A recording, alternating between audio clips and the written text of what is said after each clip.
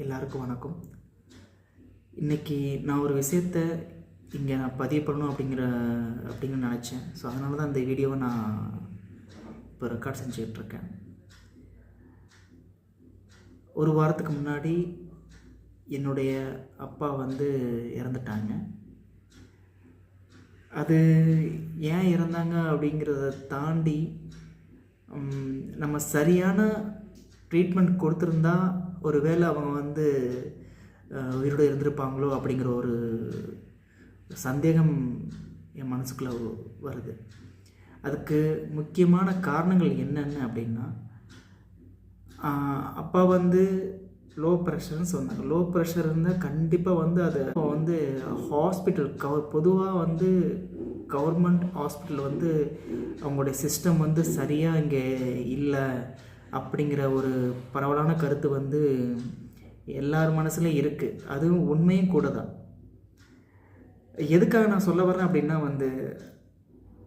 அப்பாவுக்கு கொடுத்த ட்ரீட்மெண்ட் அந்த மாதிரி. ஸோ அதை வச்சு நான் இந்த விஷயத்தை நான் சொல்கிறேன்.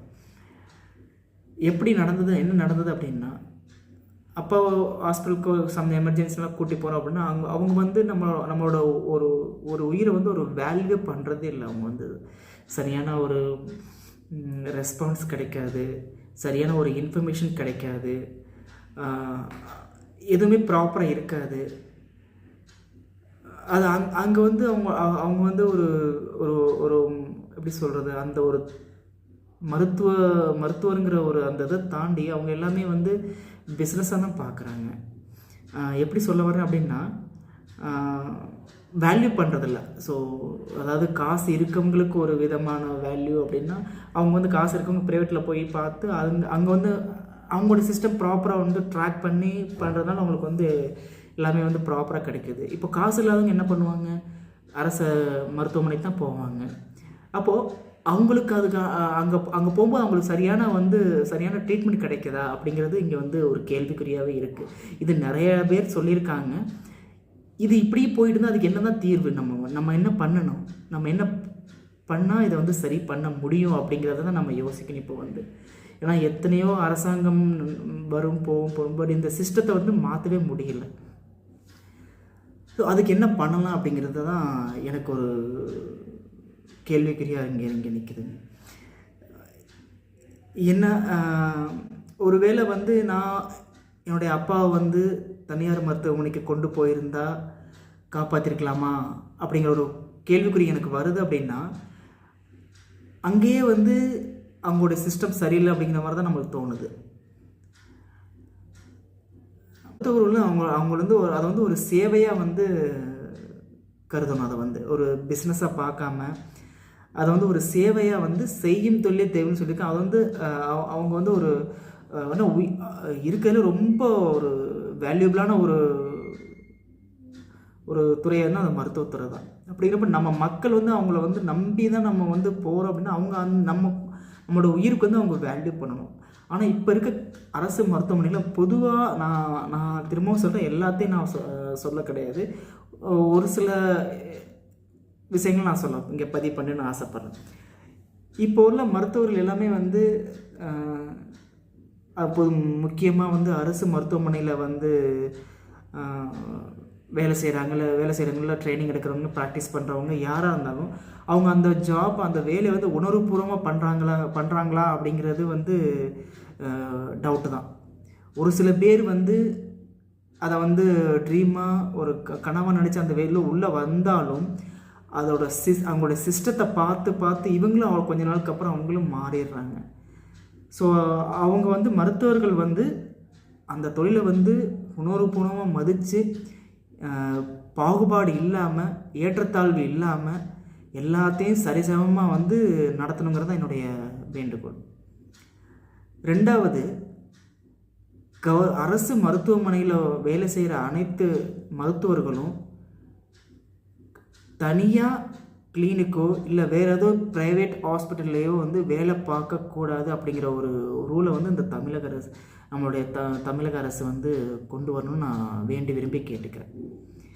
என்ன காரணம் அப்படின்னா, நம்ம அரசு மருத்துவமனைக்கு போனாலுமே அவங்களே வந்து இங்கே இது இருக்காது, அது இருக்காது, அப்படி இருக்காது, இப்படி இருக்காது, இது சரியில்லை, அது சரியில்லை, நீங்கள் அங்கே போங்க, இங்கே போங்க. அவங்க வந்து தனியார் மருத்துவமனை தட் மீன்ஸ் அவங்களுடைய கண்ட்ரோல் இருக்க சம்திங், அவங்க ஏதாவது வேறு இடத்துல ஒர்க் பண்ணுறவங்க இடத்துல வந்து பரிந்துரைக்கிறாங்க. அப்போ இங்கே வந்து சேர்க்க போகிறவங்க என்ன பண்ணுவாங்க? அங்கே பொதுவாக அரசு மருத்துவமனைக்கு யார் போவாங்க? காசு அதிகமாக இல்லாதவங்க அதான் அரசு மருத்துவமனைக்கு போகிறோம். காசு இருக்கவங்க தனியார் மருத்துவத்தில் பார்த்து அவங்க சரி பண்ணிக்குவாங்க. அப்படிங்கிறப்ப இவங்க அது மாதிரி அங்கே போகணுன்னு இது மாதிரி சொல்லவும் அவங்க என்ன நினைப்பாங்க? இது சரியில்லை, இருக்க நம்ம ஏதாவது பண்ணி நம்ம எப்படியாவது அவங்க சொன்ன ஹாஸ்பிட்டலுக்கு கொண்டு போய் நம்ம வந்து சேர்த்துருவோம் அப்படின்னு சொல்லி தான் போய் அங்கே தனியாரில் சேர்த்துருவாங்க. ஆனால் அங்கேயும் இங்கே பார்த்த அதே மருத்துவம் தான் அங்கேயும் வந்து பார்க்குறாங்க.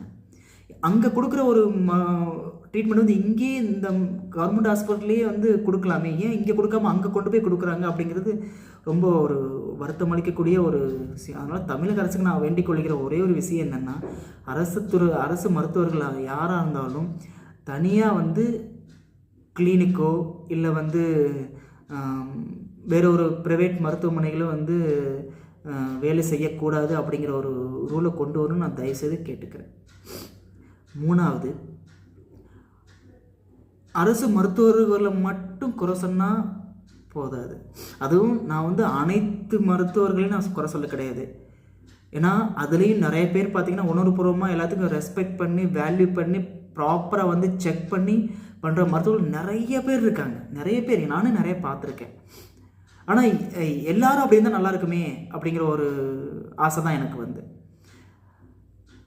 அப்போ என்ன பண்ணலாம் அப்படின்னா, அந்த என்டையர் சிஸ்டத்தை வந்து நம்ம ப்ராப்பராக ட்ராக் பண்ணுறோமாங்கிறது ஒரு கேள்விக்குறீங்க வந்து.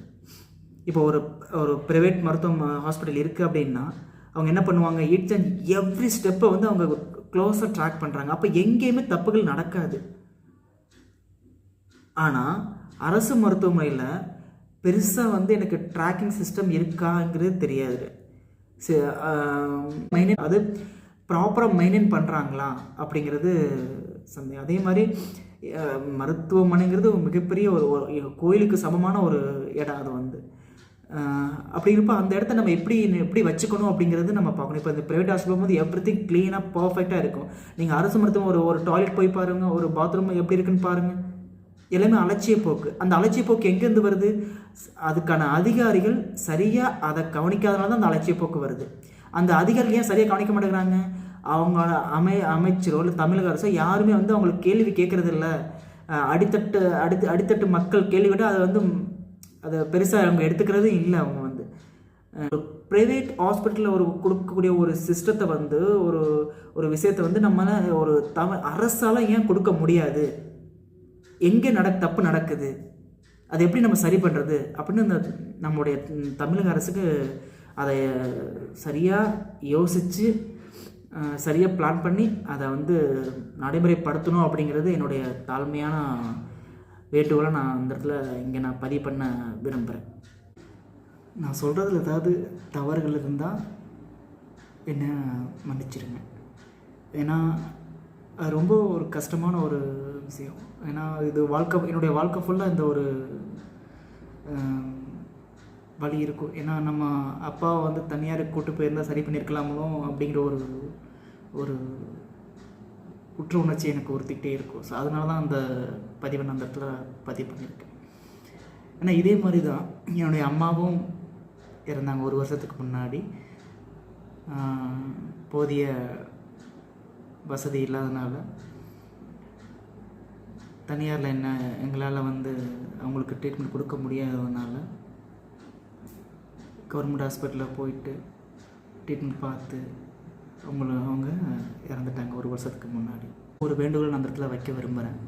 அது என்னென்னா, இப்போ வந்து தமிழ்நாட்டில் இருக்க அரசு மருத்துவமனைகள் அனைத்துக்கும் ஒரு ரேட்டிங் மாதிரி நீங்கள் கொடுக்கலாம்.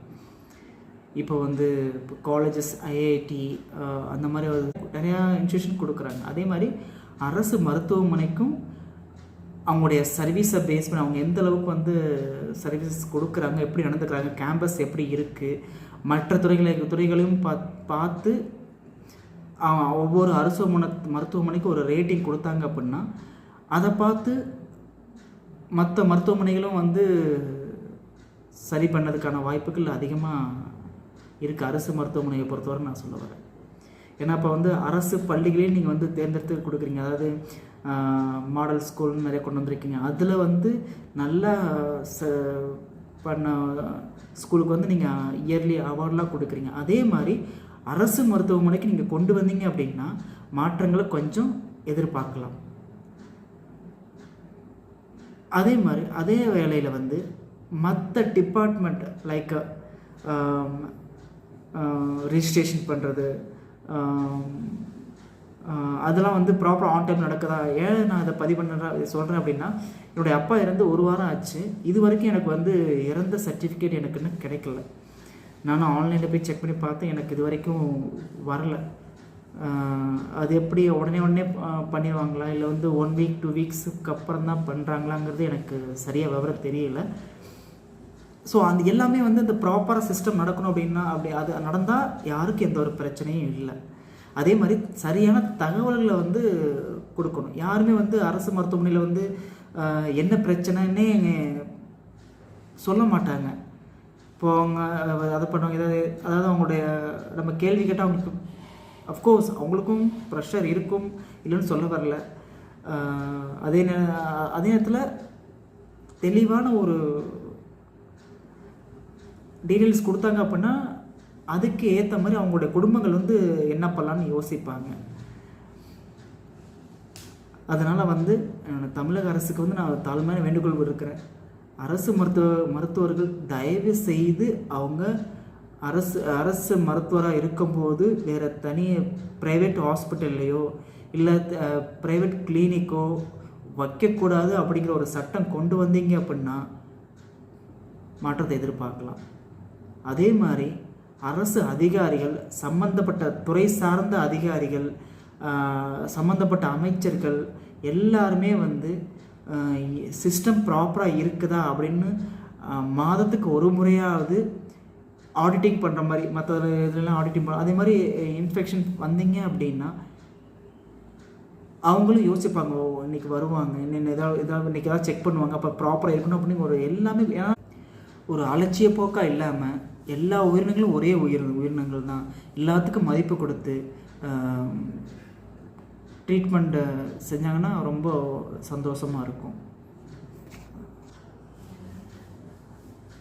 லஞ்சமும் முடிஞ்சவரையும் வாங்காமல் இருந்தால் இன்னும் ரொம்ப நல்லாயிருக்கும்னு நான் நினைக்கிறேன். ஏன்னா ரூல்ஸ் இஸ் ரூல்ஸ். ஸோ அதை பிரேக் பண்ணோம் அப்படின்னா something you have to do. நம்ம ஏதாவது நம்ம அவங்களுக்கு இருக்கவங்களுக்கு செஞ்சால் தான் அந்த ரூலை பிரேக் பண்ணுற மாதிரி இருக்குது. ஸோ அந்த லஞ்சம் கொடுத்து நம்ம ஒரு விஷயம் நடக்குது அப்படின்னா அதுக்கப்புறம் லஞ்சம் கொடுத்தா தான் அந்த விஷயம் ப்ராப்பர் நடக்கும் அப்படிங்கிற ஒரு மென்டாலிட்டி எல்லாத்துக்கும் வந்துடும். ஸோ அந்த ஒரு மனநிலையை நம்ம வந்து மாற்றணும். அதனால் வந்து ஈவன் நம்ம வந்து உள்ளே போகணும், ஒரு விசிட் பண்ணி பார்க்கணும் அப்படின்னா அந்த பர்டிகுலர் டைம் முடிஞ்சது அப்படின்னா அதுக்கடையில் அதுக்கப்புறம் பார்த்தீங்கன்னா சம் அமௌண்ட் கொடுத்து அவங்க உள்ளே விட்டுடுறாங்க. அங்கேருந்து ஆரம்பிக்குது இந்த லஞ்சம் கொடுத்து அந்த சிஸ்டத்தை தப்பான முறையில் பயன்படுத்தி அங்கேருந்து ஆரம்பிக்குது. இதே மாதிரி தான் அடுத்தடுத்த ஸ்டெப்புக்கு போகும்போது எல்லாமே அப்படி நடக்குது. ஸோ இந்த மாதிரி விஷயங்கள் நம்ம வந்து அரசு மருத்துவமனைகளில் வந்து நம்ம நெறிமுறைப்படுத்தினாவே பார்த்திங்கன்னா கண்டிப்பாக ஒரு காலத்தில் வந்து தனியார் மருத்துவமனைக்கு சமமாக அரசு மருத்துவமனைகளும் வருங்கிறது என்னுடைய நம்பிக்கை. அதில் எந்த ஒரு மாற்று கருத்தும் இல்லை. அதுக்கு முன்னாடி நான் சொன்ன இந்த விஷயங்கள் எல்லாம் வந்து தயவு கூர்ந்து நம்ம தமிழக அரசு பரிசீலனை பண்ணி அதுக்கான தக்க நடவடிக்கைகள் எடுக்க வேண்டும் அப்படிங்கிறது மிக தாழ்மையுடன் பணிவன்புடன் கேட்டுக்கொள்கிறேன். நான் கூறியதில் ஏதேனும் தவறுகள் இருந்தால் இது என்னுடைய தனிப்பட்ட கருத்து, நான் அனுபவப்பட்டு சொன்ன விஷயங்கள். இதில் ஏதாவது தப்புகள் இருந்தது அப்படின்னா தயவு செய்து என்னை மன்னிச்சிடுங்க. நன்றி, வணக்கம்.